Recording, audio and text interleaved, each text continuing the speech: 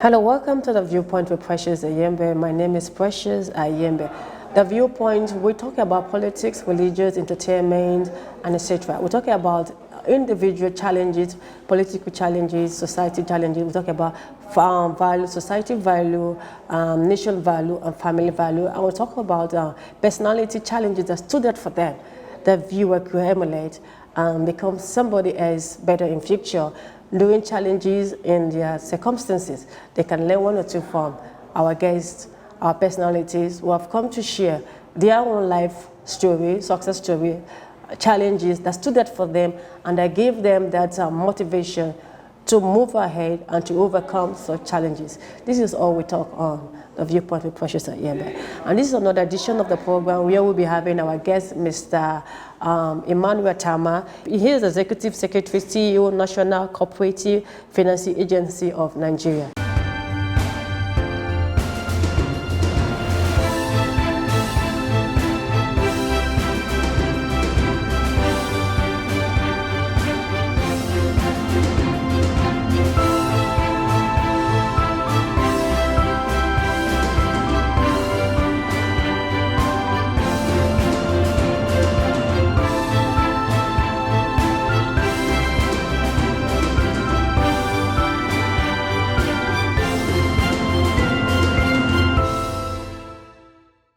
Good to have you, sir. Thank you very much. It's my pleasure to be here. All right. Thank you for making out the time to come despite your busy schedule. I want to appreciate that. Thank you. Can you share with us your journey to becoming the Executive Secretary of the National Cooperative Finance Agency of Nigeria? Yeah, I think it's a shared providence becoming the Executive Secretary of the National Cooperative Finance Agency of Nigeria. It was out of my performance at a function that stakeholders across the country saw and felt that there is need to bring me on board as a result of a gap that occurred in the agency around February 2015. And my coming in was as a result of my experience in cooperative, which as at that time spans about a decade of rich performance. And the intention to bring me on board was more or less like a temporary one, but here I am today. I've spent about 8 years being on board as the CEO of the National Cooperative Finance Agency of Nigeria, CFAN. So how does your experience as the president of Abuja Cooperative Federation informed your work at CFAN? Yeah, the Abuja Cooperative Federation provided the bedrock because I started with a primary cooperative, the Nitel Staff Cooperative Society Limited, after which the then Chief Registrar appointed me into the board of the Abuja Cooperative Federation. That's a big one. And after some time, I became the Vice President of the board. And with my interaction nationwide, then it led to me becoming the Executive Secretary of CFAN. As of today, I'm also the President of Abuja Cooperative Federation. But the most important thing is that for all that I do today at CFAN, the experience spans from what I was doing in Abuja Cooperative Federation ab initio. Wow. You've been instrumental in developing the unified cooperative platform. Can you walk us through the benefit and impact on the cooperative sector? Yeah, the unified cooperative platform came into being with the partnership between CFAN and the CWG PLC. And the reason why we brought it on board was because there was a technology gap for cooperatives. You know, earlier before now, when you talk about cooperatives, people will be talking about bookwork. Okay. And then because of that gap, it was not interesting to some stakeholders. So the UCP came to provide the technological need of cooperatives. And it's a cloud-based software. It was launched by the Honorable Minister Supervising Cooperative, Chief Audogbe, in 2016. It came barely like 1 year after my being in the office. And the benefits to cooperative today is that it is helping us to have a cloud-based software whereby cooperative work can be done from anywhere. And the members have the benefit that they can have real-time access to their cooperative. They can always have their balances. They can always book for their loans. They can always interact with their cooperative from anywhere they are in the world. It's a cloud-based software, and it's like a core banking software. And to a larger extent, it is going to help us today to deploy financial inclusion for Nigerians down to the grassroots using this platform. Okay, so how do you envision the cooperative development fund transforming the cooperative landscape in Nigeria? Yeah, if you look at the financial sector today, the cost of funds is very high. But you discover that the cooperatives are still lending at single digits. The Cooperative Development Fund is a response to financial needs of cooperatives and their members to make sure that that funding that we get in cooperatives that at a very, very cheap rate is sustained. So now with the Cooperative Development Fund, cooperatives can come and take money from the fund and lend to their members at single digits. Whereas if you go to the financial sector today, you will see that lending is not less than 30% within the sector. So the coming of the National Cooperative Development Fund has come to help so that we can sustain the lending model of cooperative, which is quite much more cheaper for the people.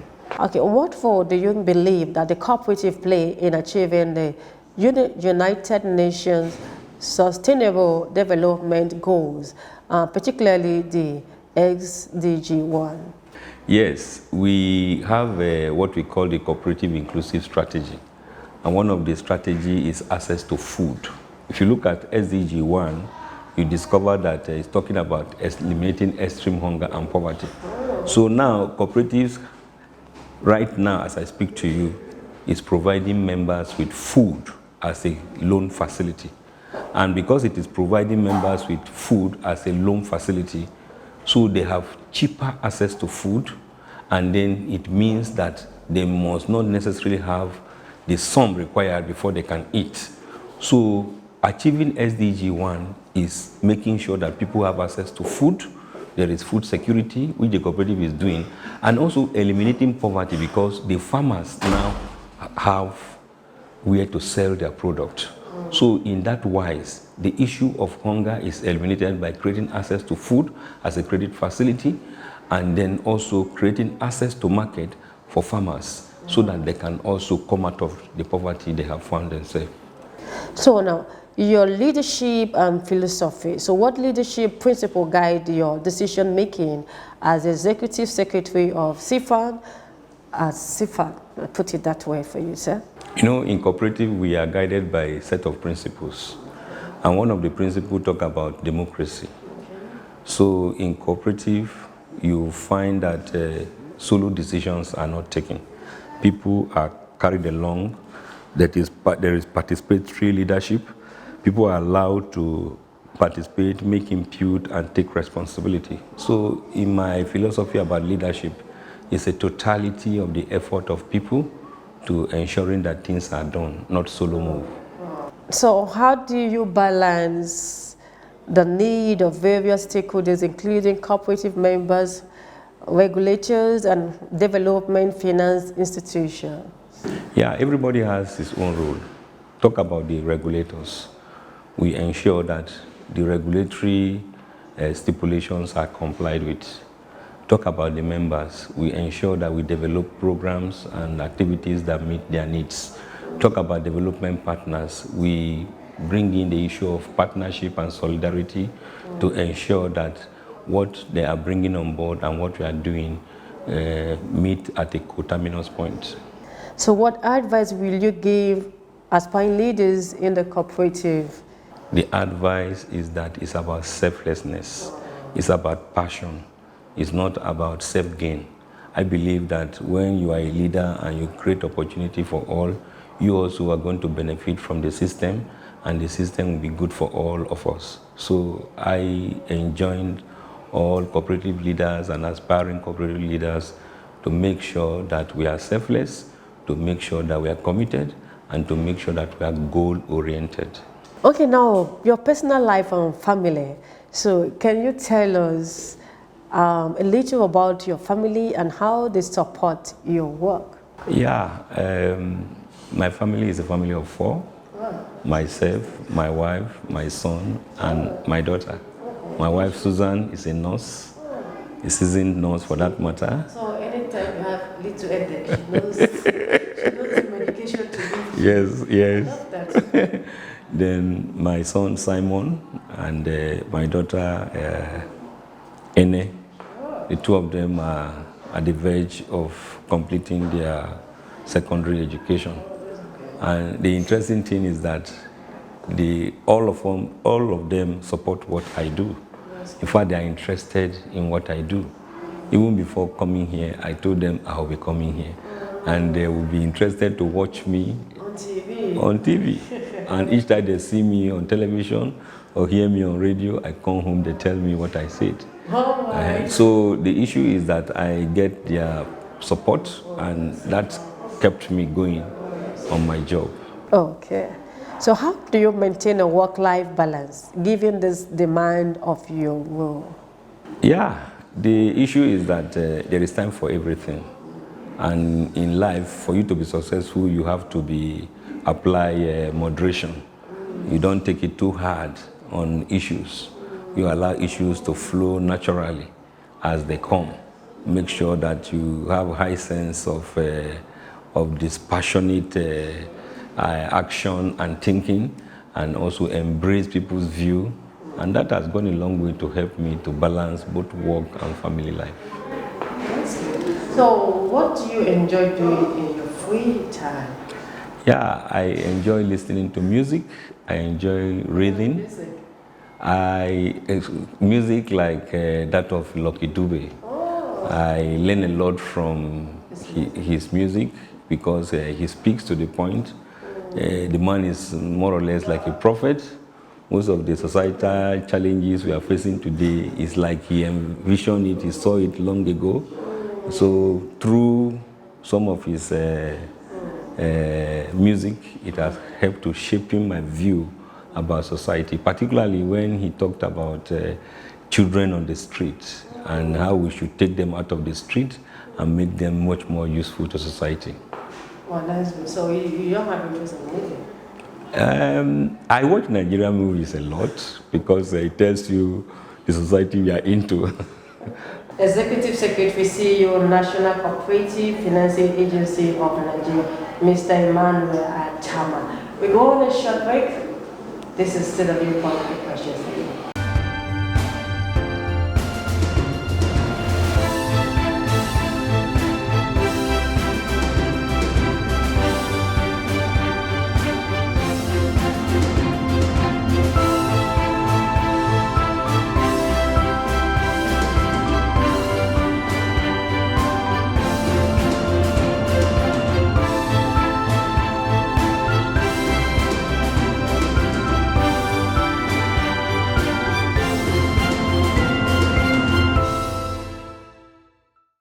Welcome back from that break.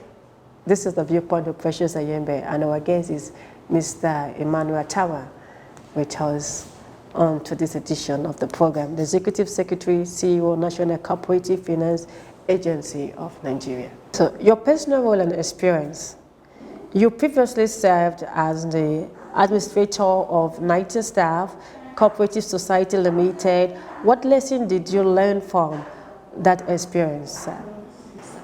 Yeah, the lesson I learned from NITEL is that life is a journey, and that you don't need to neglect the time of little beginning. Where I am today is as a result of what I learned from the NITEL cooperative.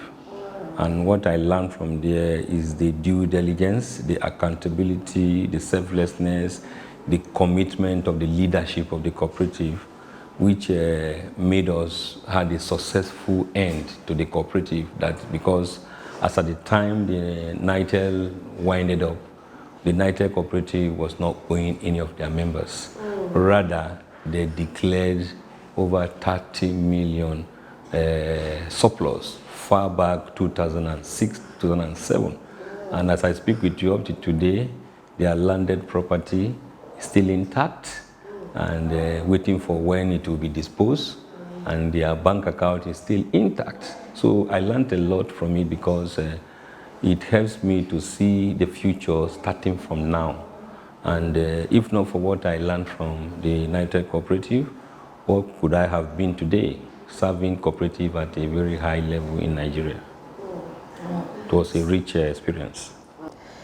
Can you share with us your experience as a member of the Monitoring and Evaluation Development Team for the Women Economic Development under the POED initiative funded by the Bill and Melinda Gates Foundation in Nigeria? Yeah, that is a very good experience because it helped me to understand the position of women and the yearnings of women.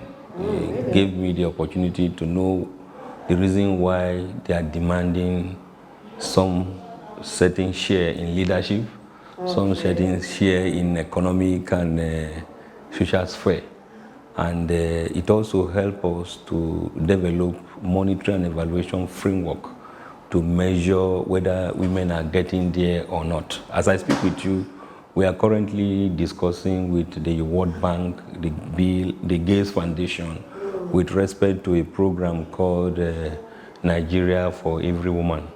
So from that experience of working with the team at POED that time, it also informed my decision and action with regards to the current program at hand. You mentioned empowering women. So how do you think they can have access to funds for those who's looking for funds for their business? Yes, cooperatives, in fact, is the best place for women to become what they want to be. Because as I always tell the World Bank, in cooperatives, we don't have women, we don't have men, we have members. So in the first place, the issue of equality, asking for equality is not there because we are all equal. We are not men, we are not women. And it may interest you to know that I'm a he for she personality decorated by our sister society, Global. What is the economic situation in Nigeria? The Nigerian economy is not doing well because the measurement is that an economy where people are struggling to live is not a good one. And the poverty is on the increase as a result of certain policies of government that are not working well. And we are not seeing government changing it. I believe that the duty of government is to attend to the needs of the people. So when you bring out certain policies that people are complaining about it, you find a way to adjust it in a way that it will alleviate the sufferings of the people. People are suffering so much. Now, can we talk about Nigerian youth? Do you think Nigerian youth still believe in this government or still believe in Nigeria? You know, Nigerians, we are very resilient people. I'm aware that the government is trying to organize a forum for them in recent time to discuss. But I believe that it's not all about coming together in forum to discuss. We know where the issues are. And because we know where the issues are, we should be able to start attending to them even before we have forums like that. Because from my experience in Nigeria, the communique or the resolutions from meetings like this are never implemented. So, but I believe that Nigerian youth are very resilient, they are very determined, and if you give them the opportunity, they will contribute a lot to the success of our country. How has your study tour of the state of Israel cooperative in 2050 influenced your approach to cooperative development in Nigeria? Yeah, I believe that the problem that we are having in Nigeria today is maybe those in leadership are not doing what they need to do. I believe that some of the actions, some of the decisions are cosmetic. Because when I visited the state of Israel on a study tour, farm is a big business in Israel, whereas Israel is more or less like a desert, but farming is going on very well there. I believe that some of these our IDP camps can even be converted to the sort of kibbutz that we have in Israel, whereby those displaced, most of them are rural people. And because they are rural people, they are farmers. And since the kibbutz in Israel are made up of farmers, so we could convert our IDP camps to kibbutz. And then when we convert it to kibbutz, it also gives us opportunity to set up schools for the children of the displaced people. When we set up schools for the children of the displaced people, it also helps us to employ more teachers. So we now discover that the IDP camps now become a sort of camp that is going to benefit the economy instead of being a liability on the economy. So I believe that if government pay attention to the IDP camps, convert them to farm settlements, so that even those who are in the IDP camps can make money from there, go back to where they are displaced from, and erect their new houses in that place. Our approach to MSME in Nigeria is cosmetic. I always believe that we should look inward. We should borrow a leaf from the Igbo man's model of entrepreneurship. Bringing somebody from his place to learn trades under him and settling the person after the person has finished his or her service. Have you ever heard that the owner of the shop where that person is learning the trade has ever gone to bank to borrow money to settle that person? No. So I believe that once we start imbibing that model, this issue of MSME running after loans, running up and down will no longer be there.